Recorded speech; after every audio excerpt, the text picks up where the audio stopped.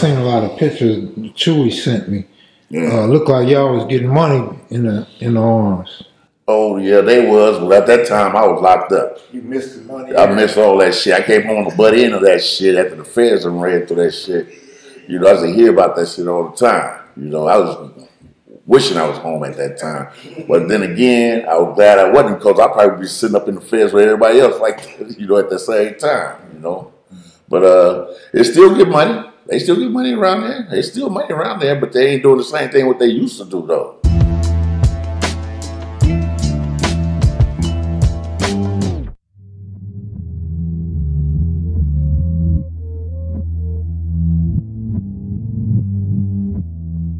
The way they doing it now, you know, they outside the hood getting their money, and some of them turned rappers, you know, and some of them just working. But some of them, they still do their dirt, whatever they fuck.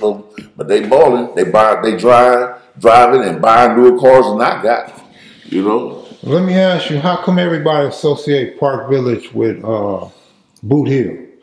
Because Boot Hill was our neighbor. Boot Hill right across the street from Park Village. When we started gangbanging, Boot Hill started like the same time we did. Boot Hill Reggie was the man that started that shit. He's an older Crip. That nigga was like, at that time, Boot Hill was around about, I say about 22, 23 years old at that time when he started gangbanging over there at Boot Hill. He started that shit. You know, and all the wine, Park Village winos and shit used to run with Boot Hill Reggie. That's all they used to do, get drunk all the time, though, you know what I'm saying? But it was a hangout, you know. Is that on the laundry? Shit, right there on the laundry, right across the street from Portville. Where the store is? Yeah, right there with this cold, we call it the cold store now. You know, it's right across the street right there. You know, I had some old pictures. My homeboy Snake got some old pictures of that shit right there, you know, back in the day. You know, I'm going to try to get some from him, you know. But back then, that's when we was hot. You know, we ain't never had no Uzis and none of that shit like that, because at that time, white man wouldn't sell us shit. But we had 38s, we had 4.5s, we had 357 Magnums, and the best gun that we ever carried was a 25 automatic, because you can hide it in your back pocket and take it to school with you. And some of us used to put it in our school books, cut out the pages, and stick it in the school book and carry it to school with you like that too, you know. Police never found that shit. We used to call them F troops. You know what I'm saying? So they used to call Compton PDF troops. You know, because they never find our guns on us and shit. Not no 25 or no 32. You know. And y'all didn't have no extended clips? Hell no, we ain't had none of that shit. Hell, we shoot a nigga with a slingshot. You know what I'm saying? I'm telling you, we had it. We had pump shotguns, throwing them off and stuff like that. You know. We even trying to make our own zip guns. You know, a little bitty ass, skinny ass pipes and shit. Wrap a lot of rubber bands around it. Have a spring right there and shit with a nail. And I had a homeboy to hit that motherfucker with the hammer and shit, make that motherfucker pop. Shit like that, you know. We used to do shotguns like that too. A long ass handlebar, you know, with a rubber grip on the end of it, with the shell inside that shit with the nail in there. You hold it down a pipe while your homeboy back there hitting that motherfucker with a brick or something. You know, make that motherfucker bust. You know what I'm saying? Hey, we did it though. We was creative. You know what I'm saying? We was doing shit. We was making weapons around there. You know, we really Africans. You know what I'm saying? We came up with some weapons though when we didn't have them shit. We did. You know, we worked it out though. You know, but our name, we got real strong though when we really got deep with the guns and stuff. We got more respect, and we used to walk on power rules. What power rules was your worst enemy? 151s and the treetops and Ludus Park and Fruit Towns and shit like that. Them right there, the ones we could walk on. But Ludus Park usually, we used to ride bikes and shit over there on Ludus Park though, you know. But the worst enemies, the most enemies we used to mess with all the time was really 151s and sometimes Campanella though. Sometimes we hit Campanella, but you know, Swamp was taking care of that over there. But we sometimes go over there anyway. But that's it though. We we didn't fuck with every power in the hood. I mean around the Compton though, but we did fuck with some though. Who was your closest allies? My closest allies was always the blocks. The blocks and the grandies. It's always our closest allies, you know. Who was your first Crip enemy? My first Crip enemy was that motherfucking Puddin'. The nigga pulled a gun on me. You know? No, Crips. Crips. A Crip enemy? Yeah. I ain't got no Crip enemy. But, well, Park Village. Who was Park Village's first Crip beef? Shit. You gotta ask them young dudes. I was locked up. Tragniew, yeah. Oh, yeah. Ice Cube got killed. Yeah. Yeah, I was locked up doing that. I got out though. Yeah. See, I was locked up during that time, but I did make it home in time to go to, you know, his funeral and stuff like that. You know what I'm saying? But you know, I couldn't understand that though. You know what I'm saying? You know how Crips turn against Crips like that. I mean, like I told them fools, you know, y'all gave Crip a black eye. You know, which it happened. We all was tripping off that. You know. Yeah, it became the norm for everybody. Oh yeah, now Paru's our best friends. You know what I'm saying? I'm telling you, I mean, I hate to say it, but shit, a blood nigga can kill with you quicker than a Crip nigga would. You know what I'm saying? From another hood. Shit. You know, that's how it is now. You know? So was you around when the beef started with CV70s? See, hell yeah. I mean, that shit, man. CV70s and 70s? Yeah. Hell yeah, that's in 72 when that started. The small homies was banging on them motherfuckers first though, but you know, and automatically we gonna be with them. You know what I'm saying? Yeah, that's them and them T-Flats and who else? That's about it. Them and T-Flats are the only ones we feud against. See, we wasn't really messing with Pyrus at that time, like I said. We did had a few though, but we didn't mess with them at that time. We was mostly messing with the Mexicans. We was only hood banging on Mexicans, you know. That's why the Mexicans hate us so bad, you know, because we was only hood banging on the Mexicans, you know. But shit, and all of a sudden, you know. So them was gang beefs, not racial beefs. Nah, it was gang beefs. You know, it wasn't racial, but partly it was racial because, you know, the Mexicans prejudice.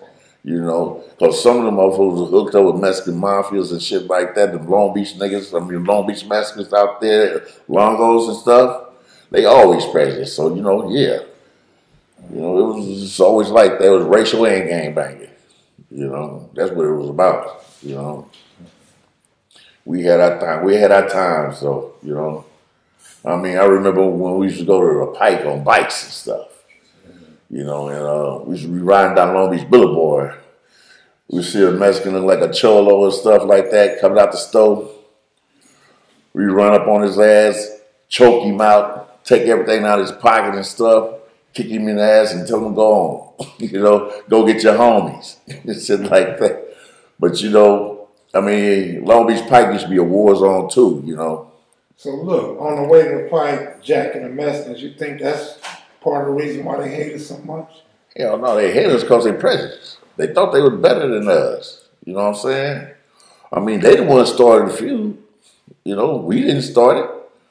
So you know, they mainly was over there in the Acacia Block neighborhood. Really, the 7-0s. We was riding on them fools over there. So that's where they started at? Yes, most of them was over there. You know, that's back in the 70s though, you know. Acacia was just already started, but the Mexicans wouldn't even fuck with them though, I guess, you know, but they started with the Samoans. The Samoan homies was riding on them. So, you know, they knew they were from Park Village. So when you ride on Park Village, you ride on us too. So, you know, we automatically got in that, you know. So when y'all going to Long Beach, was y'all getting into it with the Gator Boys? Oh, Gator Boy, Willie Gator and his boys? Oh, man, come on now. We made them niggas turn Crips. Too many Crips was going out there to fuck with them fools. You know what I'm saying? I mean, I've been to Long Beach, Poly, Long Beach, Jordan, all them schools and shit, taking leather coats and shit. I didn't have to buy no coat. You know what I'm saying? I had derbies and hats, Pendletons, honchos and shit from fucking with them fools out there in Long Beach. They kept me dressed.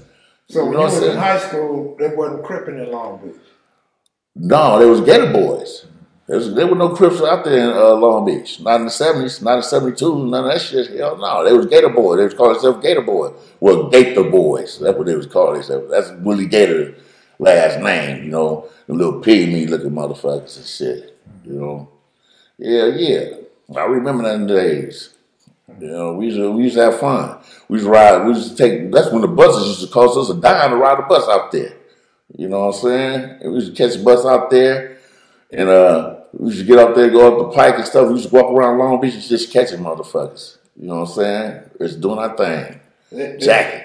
They still had a large white presence back then, didn't they? Yeah, they did. But you know, back then at that time, the white folks, I don't know. You know, it seemed like, you know, they really was tripping on the blacks like that out there, though. You know, we wasn't messing with them. We was always, we was robbing the dudes who think they was gangbanging and shit. But when we started robbing and shit, we was robbing them white folks, though. We was. We got kicked out the motherfucking Long Beach and shit, all that shit. You know, a lot of us did time, you know. A lot of us went to the pen and got a gang of time. Fuck around in Long Beach, too, you know. But, back then, at that time, though, we used to ride bikes and everything. We used to take 10 speeds and all that shit, you know, from out of Long Beach.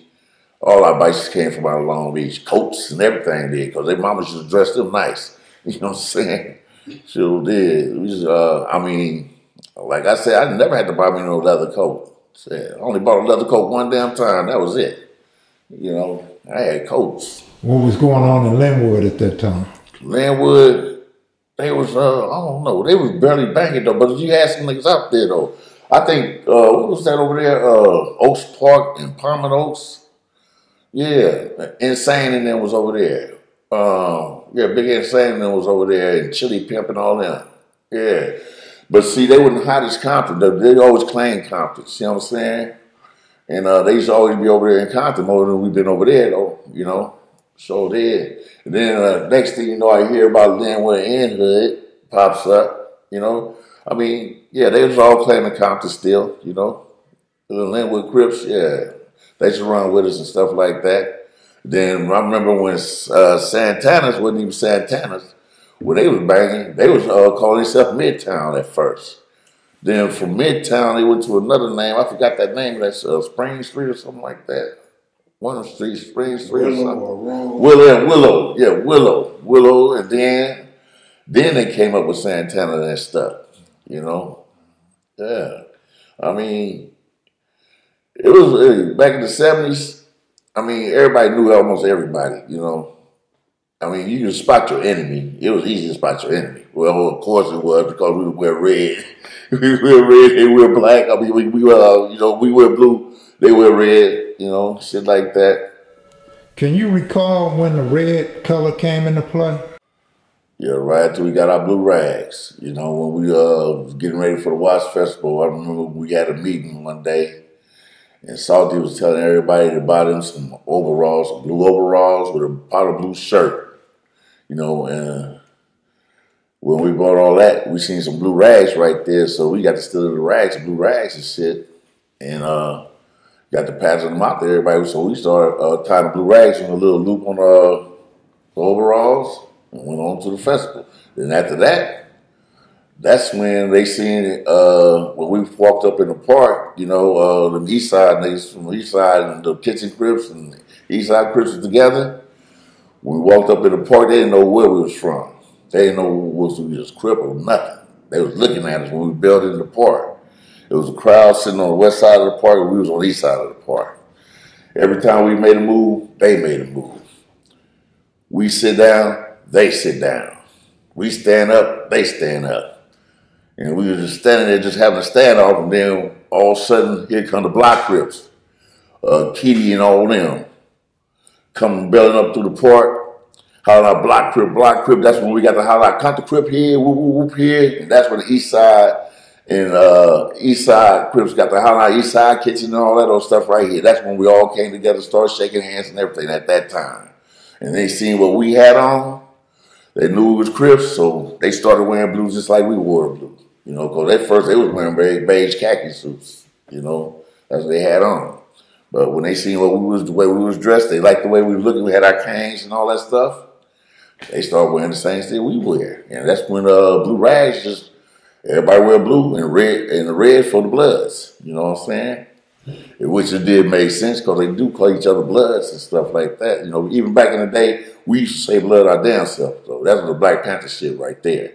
But we had got a letter one time from one of the homies who was doing time in the pen. Name, you know, I ain't gonna say his name though, but he was doing time. He wrote a letter to one of the homegirls out here on the streets, you know. And he got to saying, since we all family and stuff, we might well call somebody cousin. We all cousins and stuff like that. So I remember Black Connie ass, we were sitting in Boot Hill. She used to walk around and tell everybody, don't say blood, say cuz. She kept saying that shit. I just thought it was a joke or something, you know. But she was serious. She said, don't say blood, say cuz. You know, she kept saying that shit.